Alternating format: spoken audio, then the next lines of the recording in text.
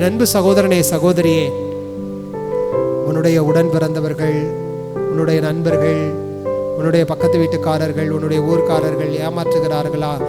பரவாயில்ல, ஏமாத்துறாங்கன்னு தெரிஞ்சா விடு, ஏத்துக்கோ. உன்னை அசிங்கப்படுத்துறாங்களா, அவமானப்படுத்துறாங்களா, உன்னை தூற்றுறாங்களா, உன்னை பத்தி இல்லாதது போலாது பேசுறாங்களா, விடு. நீ கவுண்டர் ஆர்குமெண்ட் எல்லாம் பண்ணாத.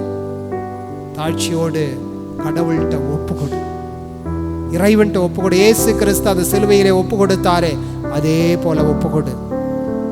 அந்தோனியார் அதை தன்னுடைய வாழ்க்கையில செய்ய தாழ்ச்சியோடு எல்லாவற்றையும் ஏற்றுக்கொண்டார், ஒப்பு கொடுத்தார். தாழ்ச்சி இருக்கிற இடத்தில் இறைவன் நிச்சயமாக இருப்பார். எங்கு தாழ்ச்சி இல்லையோ அங்கு இறை பிரசன்னம் இருக்கவே இருக்காது.